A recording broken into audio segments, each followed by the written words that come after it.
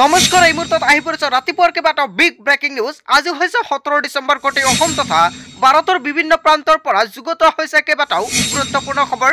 এনেবোৰ খবৰ নিতৌ পাই থাকিবলৈ চেনেলটি সাবস্ক্ৰাইব কৰি ভিডিঅ'টো এটা লাইক কৰিবলৈ নাপাহৰিব। আজিৰ আমাৰ প্ৰথমটো খুবেই গুৰুত্বপূৰ্ণ খবৰ হৈছে এটা ডাঙৰ খবৰ।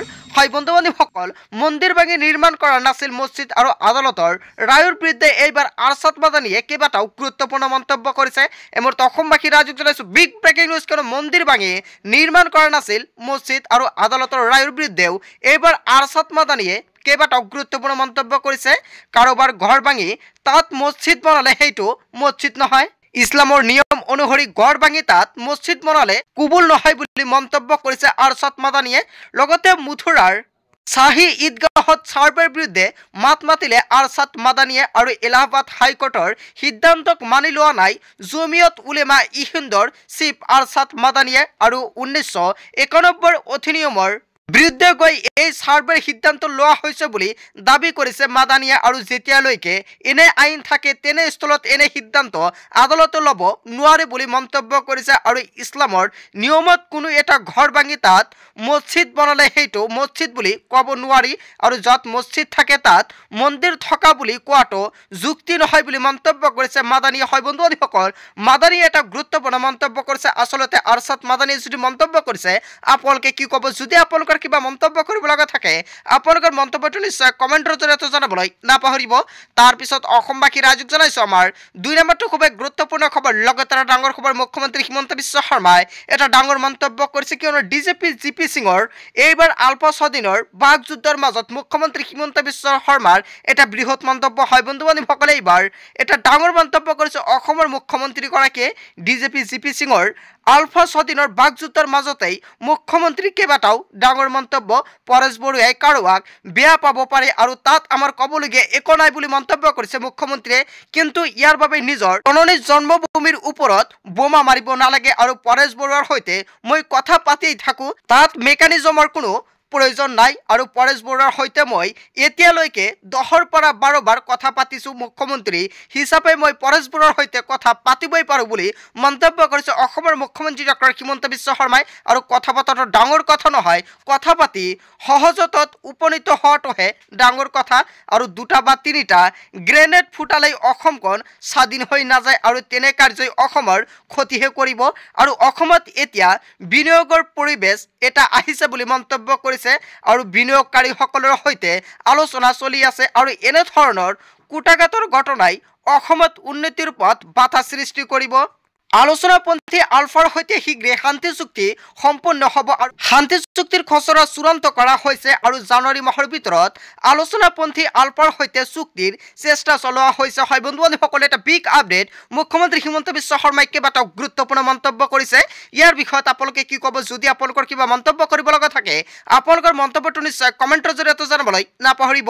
তাৰপিছত অসমবাসী ৰাজ্যক জনাইছো আমাৰ 3 নম্বৰটো খুবেই গুৰুত্বপূৰ্ণ খবৰ। লগতে ডাঙৰ খবৰ, অসমত কা আন্দোলন কেৱল জুবেন গাৰ্গে কৰা নাই। এই মুহূৰ্তে অসমবাসী ৰাজ্যক জনাইছো আন এটা বিগ আপডেট। কিয়নো অসমত কা আন্দোলন কেৱল জুবেন গাৰ্গে কৰা নাই বুলি মন্তব্য কৰিছে কাক লৈ এইবাৰ তৰল মন্তব্য কৰিছে জুবেন গাৰ্গে। আৰু কা আন্দোলনত এইবাৰ সমুজ্জ্বল ভট্টাচাৰ্য আৰু জুবেনৰ ভূমিকা অতি দুৰ্ভাগ্যজনক। আৰু কা আন্দোলনৰ কোনো একক নেতৃত্ব নাছিল আৰু বহু ঠাইত বহুজনে নেতৃত্ব লৈছিল কা আন্দোলন প্ৰসংগত এইবাৰ ডক্টৰ হীৰেণ গোহাঁইৰ প্ৰতিক্ৰিয়া। কিয়নো অসমত কা আন্দোলন কেৱল জুবেন গাৰ্গে কৰা নাই বুলি মন্তব্য কৰিছে। হয় বন্ধু-বান্ধৱীসকল, কাক লৈ আপুনি কি ক'ব? আচলতে অসমত কা লাগেনে?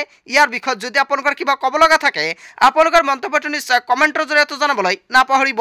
তাৰপিছত অসমবাসী ৰাজ্যক জনাইছো আমাৰ 4 নম্বৰটো খুবেই গুৰুত্বপূৰ্ণ খবৰ। লগতে ডাঙৰ খবৰ, আলফা স্বাধীনৰ অপেন চেলেঞ্জ ডিজিপি জিপি সিঙক আৰু ইয়াক লৈ ডাঙৰ প্ৰতিক্ৰিয়াৰ সৃষ্টি হৈছে অসম জুৰি। এই মুহূৰ্তে অসমবাসী ৰাজ্যক জনাইছে এটা ডাঙৰ খবৰ। কিয়নো আলফা স্বাধীনৰ অপেন চেলেঞ্জ ডিজিপি জিপি সিঙক আৰু অন কেমেৰা ডিজিপি জিপি সিঙৰ অপেন চেলেঞ্জৰ পিছত আলফা স্বাধীনৰ অপেন চেলেঞ্জ ডিজিপি জিপি সিঙক দুটা শৰ্ত বান্ধি দিলে আলফা সতীনে আৰু প্ৰথমটো শৰ্ত হৈছে নিজৰ গাড়ী চালকৰ পৰা নিৰাপত্তা ৰক্ষীলৈকে সকলো থলগিৰি আৰক্ষী বিষয়া আৰু কনষ্টেবলক প্ৰথমে আঁতৰ কৰক বুলি হুংকাৰ প্ৰদান কৰিছে আৰু তাৰ ঠাইত নিয়োগ কৰক CRP বা ভাৰতীয় সেনাক আৰু দ্বিতীয় শৰ্তটো হৈছে মাত্ৰ এক সপ্তাহ গুৱাহাটীত মুকলিকৈ পদহল দি দেখুৱাওক ডিজিপি জিপি সিঙে উলুৰ লগত বগলী পৰা কাৰ্যৰ পৰা বিৰত থাকিবলৈ ডিজিপি জিপি সিঙক এইবাৰ সকীনো প্ৰদান কৰিছে যদি সাহস আছে আমাক প্ৰত্যাহ্বান মানি লওক ডিজিপি জিপি সিঙে প্ৰেছ বিজ্ঞপ্তিৰ জৰিয়তে হুংকাৰ আলফা স্বাধীনৰ আৰু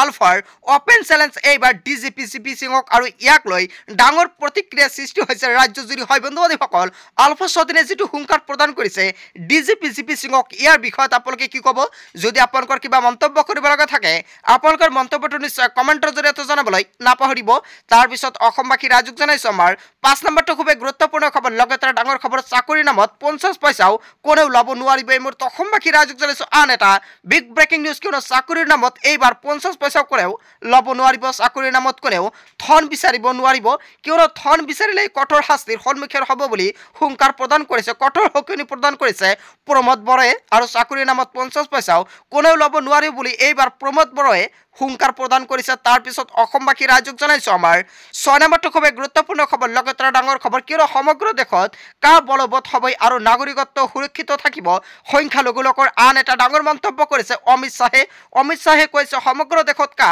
বলবৎ হ'ব বুলি মন্তব্য কৰিছে কা বলবৎ হোৱাত কোনেও বাধা দিব নোৱাৰে কা বিৰোধী প্ৰতিবাদ ধৰ্ণা আন্দোলন কৰি লাভ নাই বুলি মন্তব্য কৰিছে লগতে কৈছে কা বিৰোধী প্ৰতিবাদ কৰি কোনো ধৰণৰ লাভ নাই কা আন্দোলন এইবাৰ অসমত বলবৎ হ'বই বুলি হুংকাৰ প্ৰদান কৰিছে নাগৰিকত্ব সুৰক্ষিত থাকিব সংখ্যালঘু লোকৰ কিয়নো কোনো সংখ্যালঘু লোকে মিছাতে আনৰ কথাত ভয় খাব নালাগে নাগৰিকত্ব সংশোধনীয় আইনে কাৰো নাগৰিকত্ব কৰ্তন নকৰে বৰঞ্চ দেশৰ প্ৰতিজন লোকৰ নাগৰিকত্ব সুৰক্ষিত কৰি ৰাখিব পাকিস্তান বাংলাদেশৰ উপৰিও আন দেশৰ পৰা ধৰ্মীয়ভাৱে প্ৰতাৰিত ধৰ্মীয় নিৰ্যাতন বলি হোৱা লোকৰ নাগৰিকত্ব সুৰক্ষিত থাকিব আৰু নাগৰিকত্ব সংশোধনীয় আইন সমগ্ৰ দেশৰ আইন আৰু নাগৰিকত্ব সংশোধনীয় আইন বলবৎ হ'লে হিন্দুকে আদি কৰি আন 6 ধৰ্মীয় লোককে নাগৰিকত্ব সুৰক্ষিত থাকিব আৰু ঘোষণা কৰিছে কেন্দ্ৰীয় গৃহমন্ত্ৰী অমিত শাহে যেটো মন্তব্য কৰিছে আপোনালোকে কি ক'ব যদি আপোনালোকৰ কিবা মন্তব্য কৰিব লগা থাকে আপোনালোকৰ মন্তব্যটো নিশ্চয় কমেণ্টৰ জৰিয়তে জনাবলৈ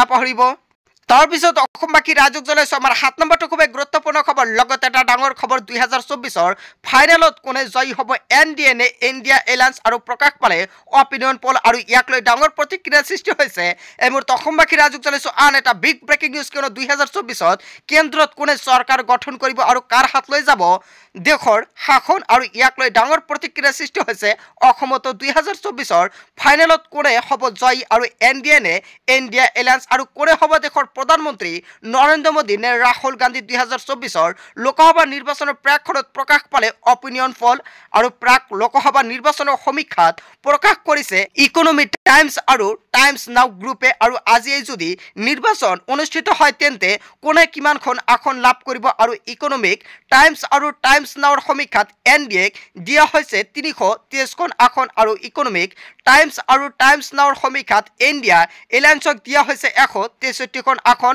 আৰু এই সমীক্ষা অনুসৰি 2024ত কেন্দ্ৰত এনডিএ পুনৰ চৰকাৰ গঠন কৰিব বুলি কোৱা হৈছে আৰু মোদী চৰকাৰৰ টোত এইবাৰ ধুলিসাৎ হৈ যাব ইণ্ডিয়া এলায়েন্স হয় বন্ধুবান্ধৱীসকল 543টা লোকসভা সমষ্টিৰ ভিতৰত কোনটো দলক কিমানখন আসন দিয়া হৈছে আৰু অন্ধ্ৰপ্ৰদেশত 25খন আসনৰ ভিতৰত YSRCP দলক দিয়া হৈছে 24ৰ পৰা 25খন আসন আৰু টিডিপি 0ৰ পৰা 1খন আৰু জেএছপিক দিয়া হৈছে 0 আৰু এনডিএক দিয়া হৈছে 0 আৰু কৰ্ণাটকত 28খন আসনৰ ভিতৰত এনডিএক দিয়া হৈছে 20ৰ পৰা 22খন আসন আৰু কংগ্ৰেছক দিয়া হৈছে 6ৰ পৰা 8খন আসন আৰু জেডিক দিয়া হৈছে 0 আৰু এছক দিয়া হৈছে 0 আৰু আদাৰ্ছক দিয়া হৈছে 0 আৰু কেৰালাত 20খন আসনৰ ভিতৰত এনডিএক দিয়া হৈছে 8ৰ পৰা 20খন আসন আৰু এনডিএক দিয়া হৈছে 0খন আসন লগতে আদাৰ্ছক দিয়া হৈছে 0 আৰু তেলেঙ্গানাত 17খন আসনৰ ভিতৰত ইণ্ডিয়াক দিয়া হৈছে 8ৰ পৰা 10খন আসন আৰু এনডিএক দিয়া হৈছে 3ৰ পৰা 5খন আসন আৰু আদাৰ্ছক দিয়া হৈছে 0 আৰু BRSক দিয়া হৈছে 3ৰ পৰা 5খন আসন আৰু তামিলনাডুত 39খন আসনৰ ভিতৰত ইণ্ডিয়াক দিয়া হৈছে 30ৰ পৰা 36খন আসন আৰু NDAক দিয়া হৈছে 0ৰ পৰা 1খন আসন আৰু আদৰ্শক দিয়া হৈছে 0ৰ পৰা 2খন আসন লগতে মহাৰাষ্ট্ৰত 48খন আসনৰ ভিতৰত NDAক দিয়া হৈছে 27ৰ পৰা 31খন আসন আৰু ইণ্ডিয়া এলায়েন্সক দিয়া হৈছে 16ৰ পৰা 20খন আসন আৰু আদৰক দিয়া হৈছে 1ৰ পৰা 2খন আসন লগতে গোৱা দিয়া হৈছে 2খন আসনৰ ভিতৰত এইবাৰ NDAক দিয়া হৈছে 1ৰ পৰা 2খন আসন হয় বন্ধুসকল NDAক দিয়া হৈছে 1ৰ পৰা 2খন আসন আৰু ইণ্ডিয়া এলায়েন্সক দিয়া হৈছে 0ৰ পৰা 1খন আৰু আদৰ্শক দিয়া হৈছে 0 লগতে অসমত 14খন আসনৰ ভিতৰত NDAক দিয়া হৈছে 9ৰ পৰা 11খন আসন আৰু ইণ্ডিয়া এলায়েন্সক দিয়া হৈছে 3ৰ পৰা 4খন আসন আৰু ইয়াৰ ভিতৰতে কোৱা হৈছে অসমত পুনৰ মোদী চৰকাৰৰ শাসন চলিব বুলি এটা ডাঙৰ প্ৰকাশ পাইছে হয় বন্ধুসকল